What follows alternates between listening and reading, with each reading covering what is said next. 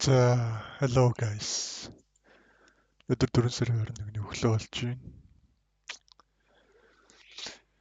За, өчигдөр орой энд лонг орсон. Ягаад вэ гэхээр нэг Пакистан ч за би дахиад уулзвалт зохион байгуулъя гэд тэгснэ. Яг тэгэл за ингэснэ.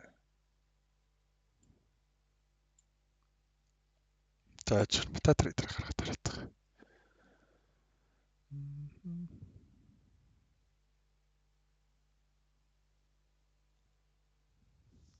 За.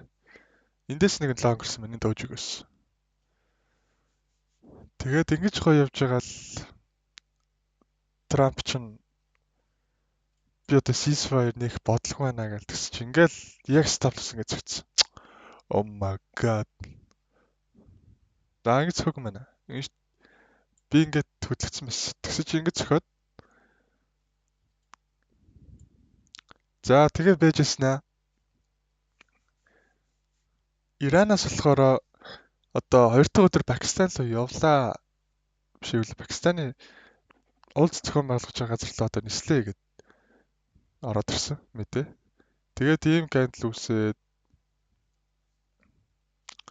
шууд тэндээс нь орчлоо байж л. Энэ гандл яг энэ хавьс нь гол бие хавьс нь орсон юм ингээд. За тэгсэн чинь ингээд стаплс өгсөн. Тэгс чи энийг хараа. Fuck sake.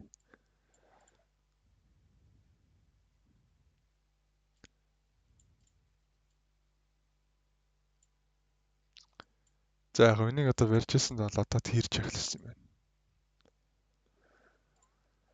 За нэг ийм арилжаанд орсон. Одоо эндээс нэг лонг орох бодолтой байна. Одоохондоо мэдээзэтийг ерөөс уншаагүй л байна. Тэгээд уншчаад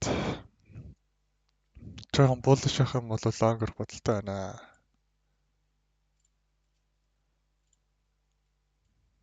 За газрын тус иш ороод ирвэл лонг орно.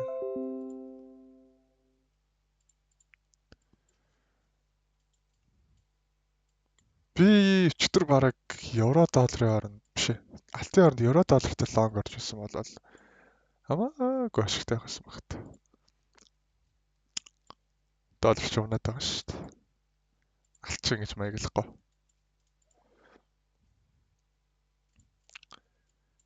Тэгээд бас